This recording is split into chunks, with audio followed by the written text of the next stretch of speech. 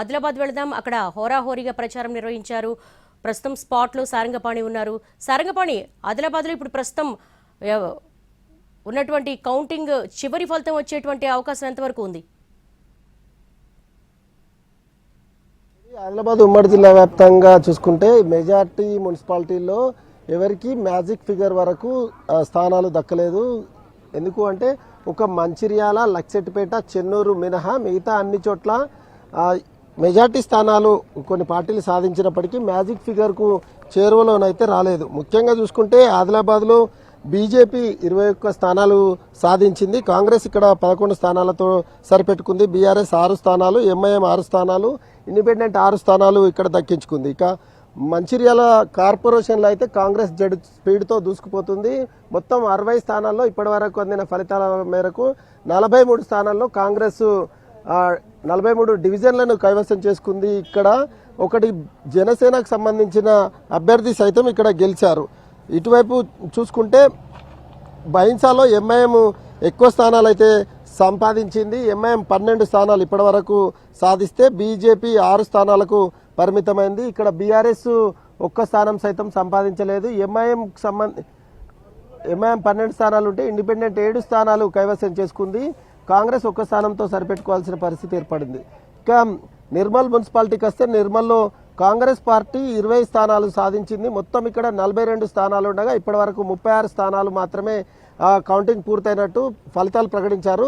ఇందులో కాంగ్రెస్ మెజార్టీ స్థానాలు అయితే సాధించింది. 42 స్థానాలంటే ఇంకా రావాల్సి ఉంది. ఇంకొక స్థానం వస్తే కనుక ఇది కాంగ్రెస్ వశమయ్యే అవకాశం ఉంటుంది.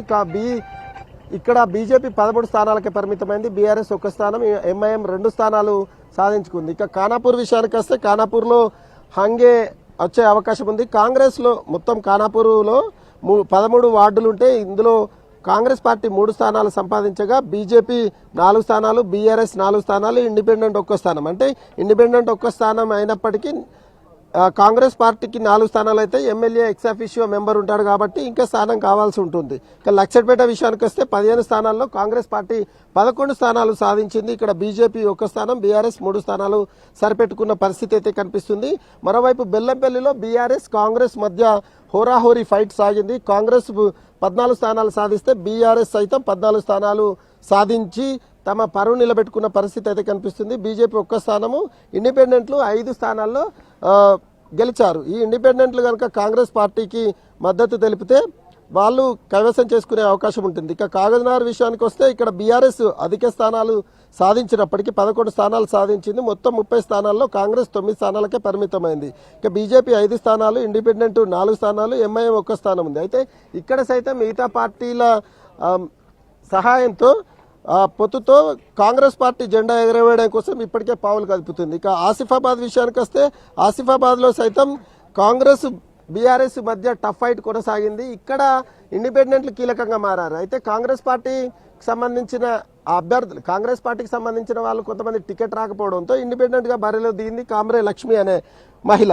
ఆమె ఇప్పుడు 6 ఓట్ల మెజార్టీతో గెలుపొందడంతో ఆమెను మచ్చిక చేసుకోవడం కోసం కాంగ్రెస్ పార్టీ నాయకులు అక్కడికి వెళ్తే అక్కడ ఆమె నిలదీసి పంపించడం జరిగింది. తనకు టికెట్ ఇవ్వలేదు, ఇప్పుడు ఎందుకు వస్తున్నారంటూ కాంగ్రెస్ నేతలను ప్రశ్నించింది. అక్కడి నుంచి వెనుదిరగాల్సిన పరిస్థితి. ఇక దీంతోపాటు బెల్లంపల్లి మున్సిపల్ కౌంటింగ్ కేంద్రం వద్దకు ఎమ్మెల్యే వెళ్తే బీఆర్ఎస్ సంబంధించిన మాజీ ఎమ్మెల్యే దుర్గం చిన్నయ్యను పోలీసులు అడ్డుకోవడంతో అక్కడ గొడవ జరిగింది. ఎమ్మెల్యేను పంపించారు, మాజీ ఎమ్మెల్యేను ఎందుకు పంపించారంటూ కొంత గొడవ జరిగింది. ఇది ఉద్రిక్త పరిస్థితులకు దారితీసింది. అయితే మాట్లాడేందుకు వెళ్తున్నా అని ఎమ్మెల్యే వెళ్లడం, కౌంటింగ్ కేంద్రంకు వెళ్తే మాజీ ఎమ్మెల్యేను అడ్డుకోవడం పట్ల బీఆర్ఎస్ శ్రేణులు అభ్యంతరం వ్యక్తం చేశారు. ఈ విధంగా ఇక్కడ కాస్త ఉద్రిక్త పరిస్థితులు నెలకొన్నాయి. మంచిర్యాల కార్పొరేషన్, చెన్నూరు మున్సిపాలిటీ కాంగ్రెస్ వశమైనట్టే. ఇక చెన్నూరు ఎమ్మెల్యే అదేవిధంగా మంత్రి ఇలాకాలోని కేతనపల్లి మున్సిపాలిటీ ఏదైతే ఉందో ఇక్కడ బీఆర్ఎస్ సిపిఐ పొత్తుతో పోటీ చేసింది. ఇక్కడ బీఆర్ఎస్ 10 స్థానాలు సాధిస్తే సిపిఐ 4 స్థానాలు సాధించింది. ఇక్కడ బీఆర్ఎస్ఏ పీఠం దక్కించుకునే అవకాశం అయితే కనిపిస్తుంది. ఇక ఆదిలాబాద్ విషయానికి వస్తే ఆదిలాబాద్లో 49 స్థానాల్లో బీజేపీ 21 స్థానాలు, కాంగ్రెస్ 11 స్థానాలు, బీఆర్ఎస్ 6 స్థానాలు, ఎంఐఎం 6 స్థానాలు, ఇండిపెండెంట్ 5 స్థానాలు. అంటే ఇక్కడ ఎక్సాఫిషియో మెంబర్లుగా 2 దరఖాస్తు చేసుకున్నారు. ఈ 2 స్థానాలు అంటే 51 స్థానాలు, మొత్తం మ్యాజిక్ ఫిగర్ 26 స్థానాలు కావాల్సి ఉంటుంది. 26 సంఖ్య మ్యాజిక్ ఫిగర్ మాత్రం బీజేపీకి రాలేదు. కానీ ఇండిపెండెంట్లు లేదా బీఆర్ఎస్ వాళ్ళ మద్దతుతోటి వీళ్ళు పీఠం కైవసం చేసుకునే అవకాశం ఉంటుంది. కాంగ్రెస్ చేసుకోవాలంటే మాత్రం కొంత ఇబ్బందికరమైన పరిస్థితులు అయితే ఉంటాయి. ముఖ్యంగా ఆదిలాబాద్ ఉమ్మడి జిల్లా వ్యాప్తంగా ఎక్కువ మున్సిపాలిటీల్లో హంగకే అవకాశం ఉంది. వస్తుందనుకున్న ఆదిలాబాద్ మాత్రం బీజేపీ వశమయ్యే అవకాశం ఉంది. ఎందుకంటే బీజేపీ ఎక్కువ స్థానాలు సంపాదించింది. నిర్మల్లో బీజేపీ సాధిస్తుంది అనుకున్నారు, కానీ కాంగ్రెస్కి అధిక స్థానాలు వచ్చిన పరిస్థితి అయితే కనిపిస్తుంది. ఎంఐఎంలో మాత్రం మిగతా పార్టీలకు చాలా తక్కువగా వచ్చాయి, బీజేపీకి సైతం తక్కువనే వచ్చాయి. ఎంఐఎంకు బైన్సాలో ఎక్కువ సీట్లు రావడంతో ఇక్కడ ఎంఐఎం కైవసం చేసుకునే అవకాశాలు అయితే మెండుగా కనిపిస్తున్నాయి. మంచిర్యాల జిల్లాలో మట్టుకు కాంగ్రెస్ పార్టీ దూసుకుపోతుందని చెప్పచ్చు. ఇటువైపు జిల్లాల్లో మాత్రం కాంగ్రెస్, ఆదిలాబాద్ జిల్లాలో మాత్రం తక్కువ స్థానాలకే పరిమితమైన పరిస్థితి అయితే కనిపిస్తుంది. దేవి, సారంగపాణి, ఇండిపెండెంట్ అభ్యర్థులు క్యాంపు రాజకీయాలు స్టార్ట్ అయిపోయాయా? ఇప్పటికే కాంగ్రెస్ అదేవిధంగా బీఆర్ఎస్ బీజేపీకి సంబంధించిన అభ్యర్థులంతా క్యాంపులోకి వెళ్ళిపోయారు. అయితే ఇండిపెండెంట్ల అభ్యర్థులు ఎవరైతే గెలిచిన వాళ్ళు ఉన్నారో వారిని బీజేపీకి సంబంధించిన నాయకులు ఇప్పటికే సంప్రదింపులు జరిపారు.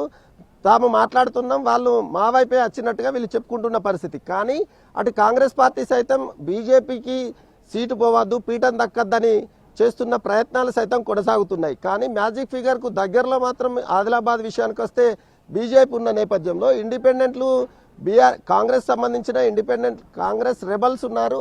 ఆ రెబల్స్ మాత్రం కాంగ్రెస్ సంబంధించిన ఒక నాయకుడు ఆర్థిక సాయం చేస్తే వాళ్ళు బరిలో ఉన్నట్టుగానైతే చర్చ సాగుతుంది. అయితే వాళ్ళు కాంగ్రెస్ పార్టీ వైపే పోయే అవకాశం ఉన్న నేపథ్యంలో ఇతర పార్టీల నుంచి అంటే ఆదిలాబాద్లో బీఆర్ఎస్ లేదా ఇండిపెండెంట్ల మద్దతుతోటి బీజేపీ పీఠం దక్కించుకునే అవకాశాలు ఎక్కువగా కనిపిస్తున్నాయి. మరోవైపు మంచిర్యాలలో ఎలాంటి ఎవరి అవసరం లేకుండానే కాంగ్రెస్ దూసుకుపోతుంది. ఆసిఫాబాద్ అదేవిధంగా ఖానాపూర్లో మాత్రం ఇండిపెండెంట్లు రెబల్స్ అవసరం పడ్డది. వాళ్ళు వస్తే కనుక పీఠాలు దక్కించుకునే అవకాశం అయితే ఉంటుంది. All right Sarangapani, thanks for updates.